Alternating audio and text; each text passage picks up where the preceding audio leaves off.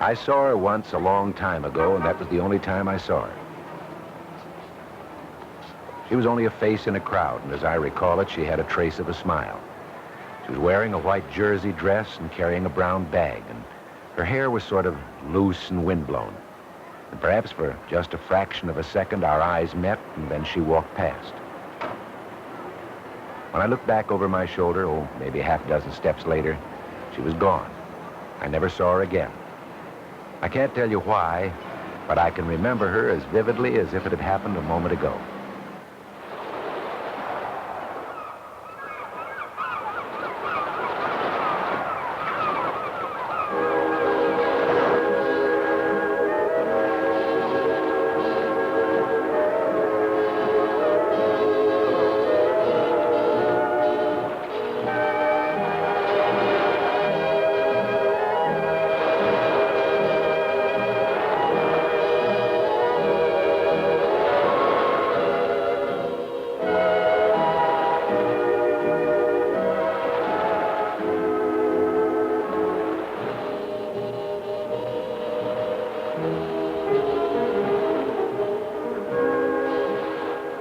There's a lot said about this small piece of land, but we'll leave it for another time, another place.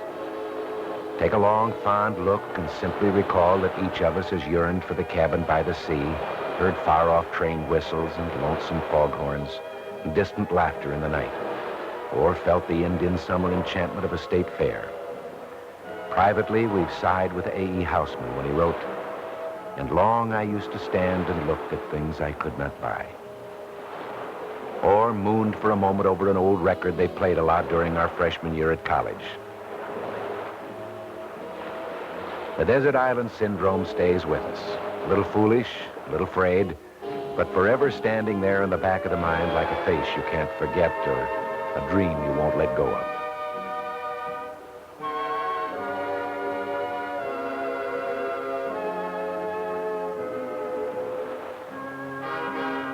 Consider that restless streak within you. Do you pacify it with that cheap, dissatisfying bromide, "It might have been"? Were all your castles made of sand, your dreams as brief as summer clouds? Consider, if you will, the first 8 lines of Mr. Houseman's little verse before we go on with the story. "When first my way to the fair I took, few pence in purse had I, and long I used to stand and look at things I could not buy. Now times are altered. If I care to buy a thing, I can. The pence are here, and here's the fare. But where's the lost young man? He's somewhere along these streets, a dim young face in the past, trudging back and forth to school. And she is here, too, tidy and prim and delicate as music at the edge of sound. And they're here, their faint, distant voices echoing in hollow corridors.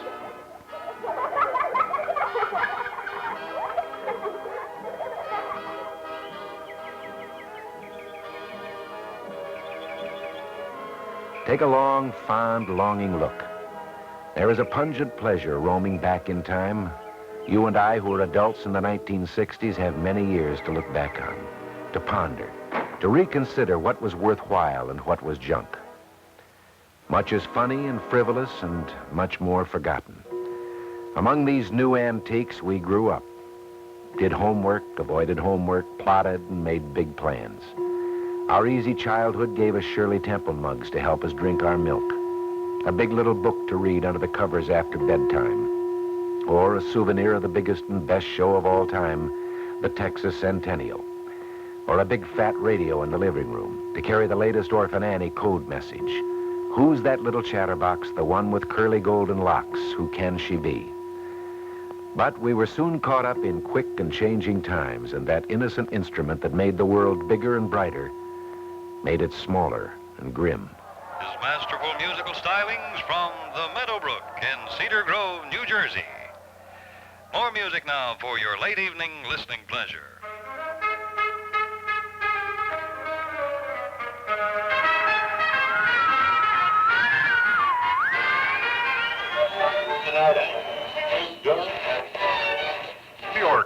Mr. Wallace said he would like to have the bill through Congress at this session.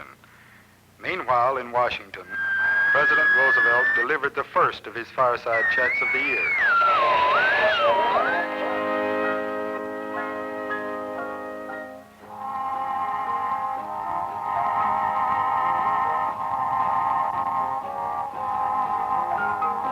You can't go home again, Thomas Wolfe told us, and we believed him, though we'd never left home and we were dying to. On the other hand, live and learn, both extremely bothersome processes at that age, especially the learning part. Oh, we'd long been wise to the ways of the world with a special kind of knowledge. Richard Halliburton was one of the first to show how fast the earth was shrinking. Its Taj Mahals and Hellesponts, however vicariously we discovered them, seemed all there was worth conquering. We knew about things, all right. Hadn't we read that life is real, life is earnest, and the thoughts of youth are long, long thoughts? Our thoughts, however long, however earnest, were put to better use, listening to late-night radio music from the East Coast, or Edgar Bergen and Charlie McCarthy from the West, or thinking up a new knock-knock joke to spring on the unsuspecting. Knock-knock. Who's there? Dwayne. Dwayne who? Dwayne in the bathtub. I'm drowning.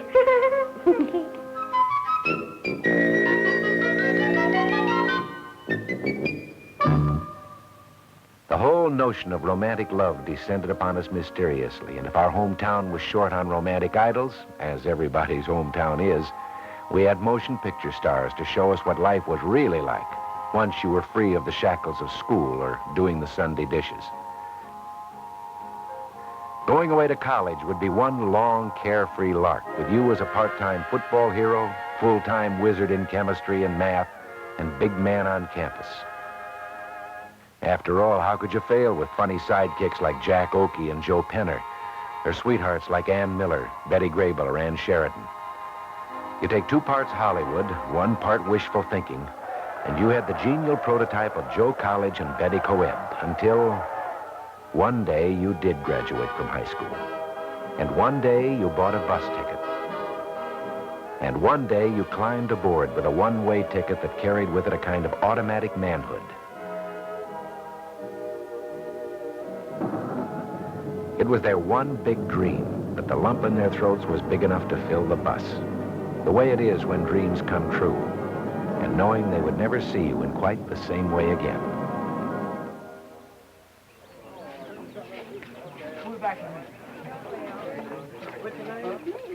It seems only yesterday, which was a good day, that you took that big, long, giant step into the new nobility of the college campus.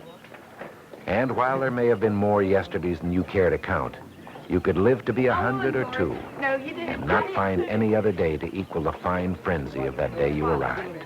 The air you breathed was more than air, the people you met more than mortals. The whole atmosphere was electrified by some strange new force you could neither define or deny, and you only hoped it would rub off.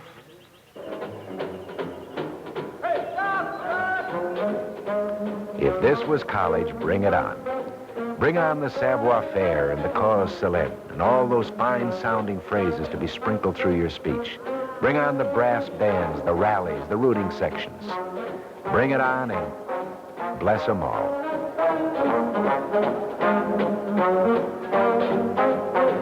Oh, you may have been subjected to the subtle indignities of mailing your laundry home, but you were part of a golden age, the time of your life that would help sustain a lifetime.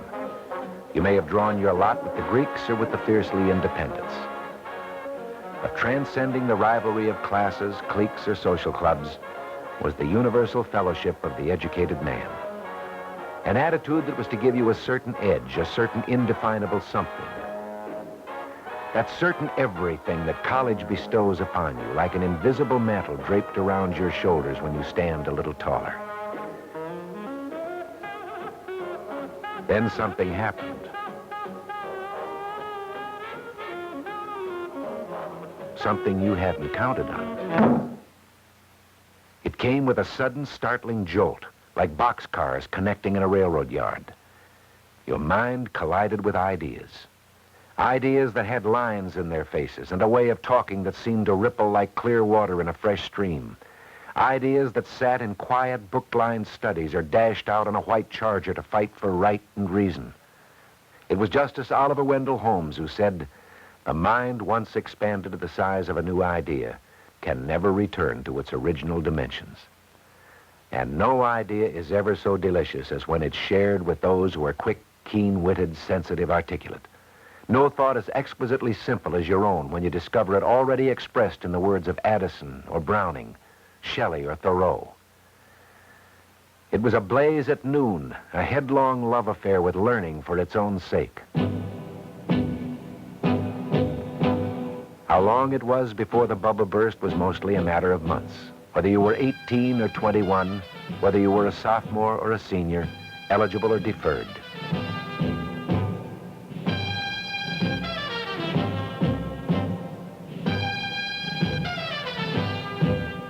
You knew you'd grow old before your time, would be called to leave the thing you had only recently learned to live, and take part in a war that was neither your own making or really within your own understanding.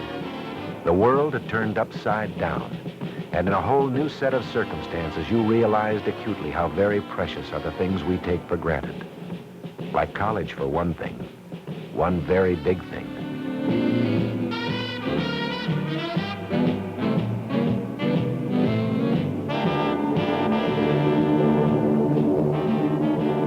They turned off the lights around the world, and if there was a single ray of hope in all the grimness and futility, it was simply to return to the world you knew.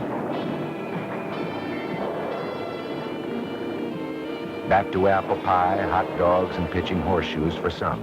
For others, back to university and college, a symbol of the sane and sensible, far, far removed from all the madness, the irrationality, the brutality.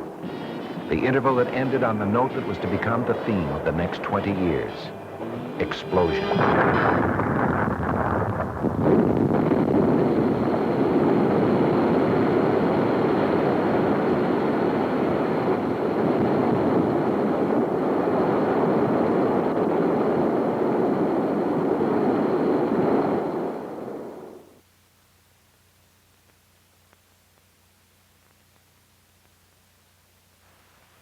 War has a way of changing perspectives, altering values, teaching lessons.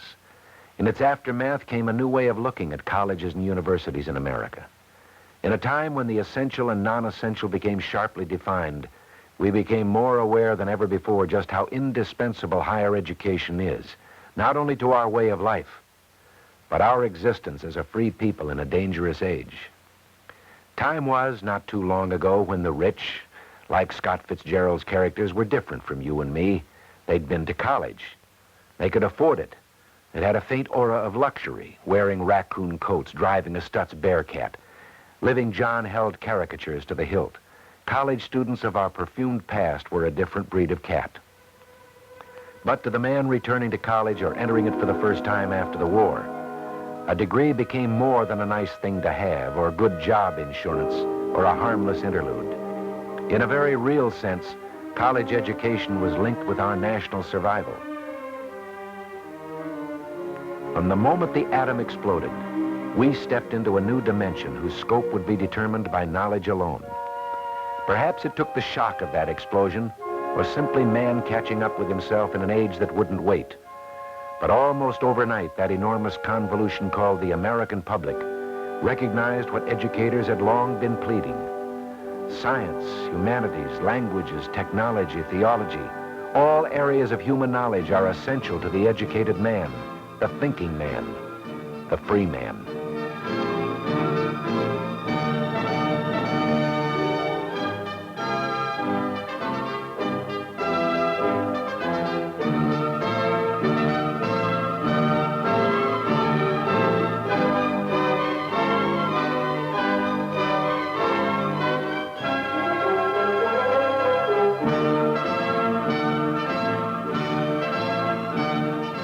Some armed with a GI Bill, others scrambling by whatever means, all spurred on by a new wave of dedication to get degrees at any cost. They came and came and came. Hundreds more each semester, thousands more each year. to state universities and private schools and small colleges that sought frantically to find the space and teachers to handle them all.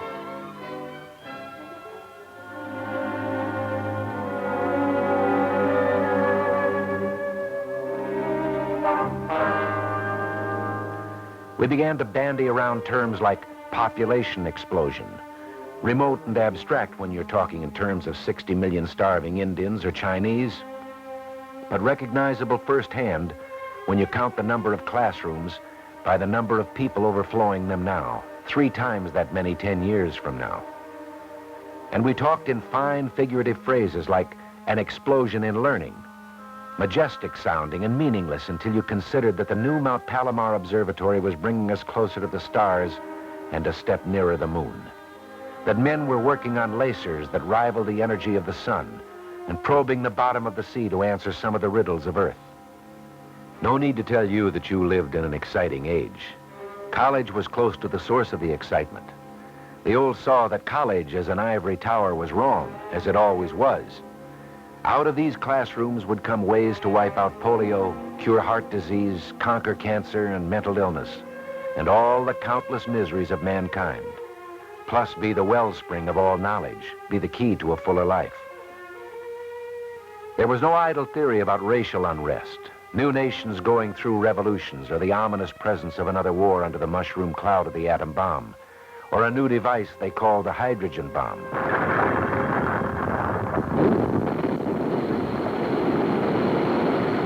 A generation of boys and girls who had grown up in wartime planned their future with uncertainty. An old statesman named Winston Churchill had introduced a new set of phrases in a speech at Fulton, Missouri. The Iron Curtain, the Cold War, and a man from Independence refused to budge an inch before a wartime ally that had become a cold, calculating, and open foe. The Kremlin flouted American education, and the more we heard of the crisis in our schools, the more we could wonder if we were lagging while they were gaining. The scene shifted to Korea, to the continent of Asia. Uneasily, we became aware that somewhere east of Suez, out there somewhere beyond the setting sun, an ominous wind was rising in the east.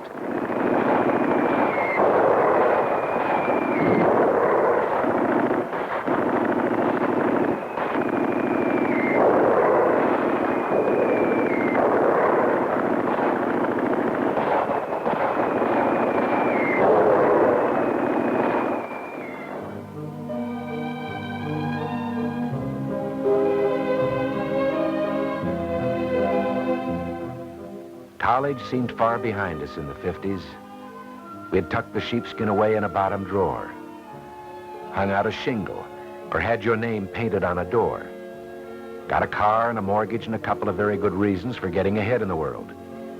And you settled back to enjoy the new long weekends and the certain privileges and emoluments that came with the office of junior partner, or account executive, or supervisor, or whatever the title read on the handsomely embossed business card.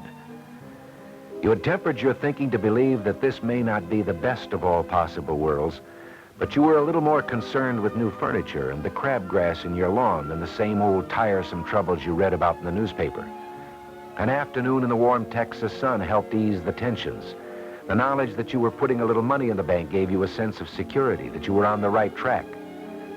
After all, it wouldn't be too many years before you'd have to start thinking about sending your youngster to college. And perhaps now and then you wondered how things were getting along back at the old school. And you wondered about old Professor, what's his name? And about, funny how time flies, and you forget names and things.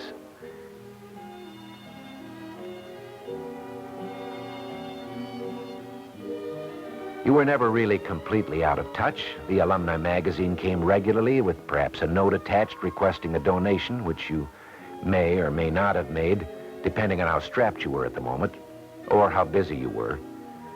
You found it increasingly difficult to get the kind of adequately trained men that your business or industry needed, and you wondered what, if anything, they were teaching them in school these days. Perhaps you even found it feasible to pirate away a professor from some struggling school that couldn't begin to meet your salary. And possibly you viewed the legislative cut in educational expenditures with mixed emotions. It was good to see them budget-minded, but there was passing concern about where the money would come from. You thought about it and got on to more pressing problems. But outside your well-organized world, there's another world, or two, or three, or four that may come home to haunt you. And if not you, your children, whose future you've carefully planned. There's a world on the other side of the tracks, except the tracks aren't there anymore, nor the illusion that internal discord will straighten itself out. And there's the world on the other side of the water, where old nations like Red China are reawakening with a frightening bang, and new nations with strange names are emerging, and big, powerful nations like Russia race us to that world on the other side of the moon, to the planets and solar systems we expect to reach within our lifetime. And there is that world on the other side of knowledge, the vast darkness on either side of life where men search for an answer to the age-old riddle, what is? What is matter? What produces life?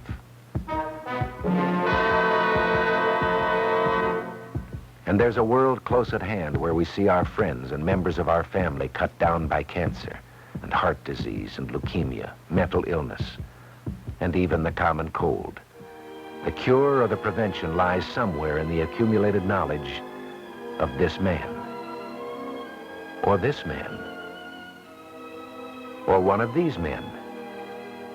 It's a thrilling thought that on this campus, or this one, there's a single student who may put together all the pieces of the puzzle and wipe out just one of these terrible diseases.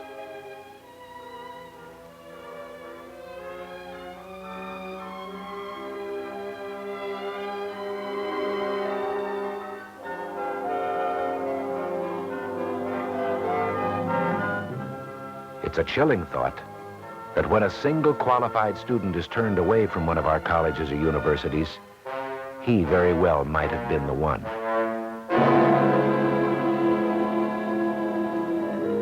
Yet our colleges and universities face the greatest dilemma in the history of education. At a time when the role of higher education becomes more crucial than ever before, there are not enough classrooms to handle the students, or teachers to teach the classes, or money to hire the teachers. And within the next 5 years, the sheer weight of population increases alone will mean that half again as many students will try to enroll in these classes.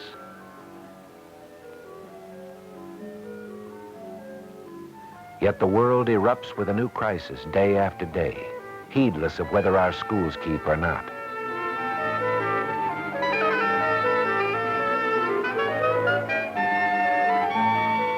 Our rocket and missile industries often look in vain for qualified college-trained scientists and engineers. Racial unrest mars many cities across our country, while restless teenagers come out of high schools to no jobs, no college. And poverty is a way of slow death for thousands of people in the land of the free.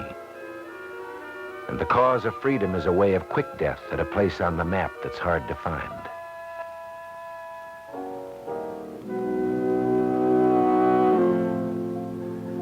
Where do you fit into this, old friend? Now that we've presented the dilemma, do we expect you to charge out into the streets and rally the neighbors, or send us your bank balance? Hardly. But you and I do have a stake in this college problem, whether we have school-age children or not. And it isn't for the glory of old Ivy alone either. If you're genuinely moved to help your college or university, it's very likely to be from a sense of reality. And that is perhaps the first and last aptitude for maturity. Oh, you can look around you and know if your children are to have the same or better opportunities than your own. If they're to have the same precious moments you had, you who have received the most already must help make it possible. But it goes back farther than that, and deeper, to a moment in time when your heart began to yearn. When first my way to the fair I took, few pence in purse had I, and long I used to stand and look at things I could not buy. Now times are altered. If I care to buy a thing, I can. The pence are here, and here's the fare. But where's the lost young man? To think that 2 and 2 are 4, and neither 5 nor 3. The heart of man has long been sore, and long 'tis like to be.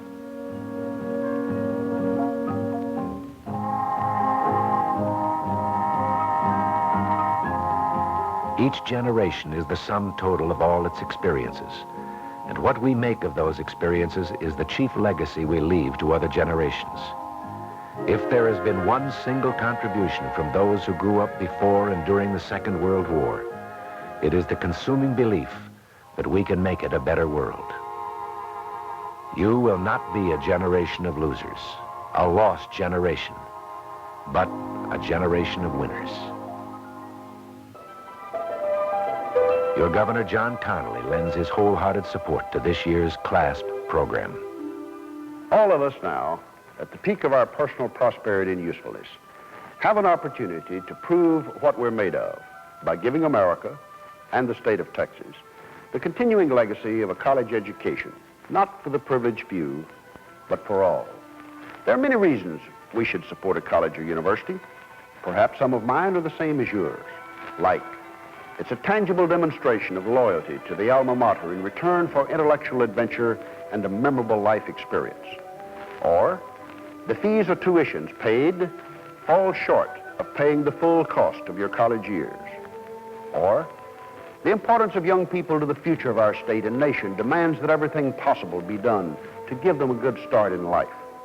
Or, and this is particularly appropriate, for all of the schools participating in CLASP. An institution of higher learning is without doubt the most persuasive institution in modern society. You will have few opportunities in your lifetime to become a part of an enterprise that affects so many with so modest a gesture as is a gift to any one of them. The past is something you don't own, but it owns a part of you.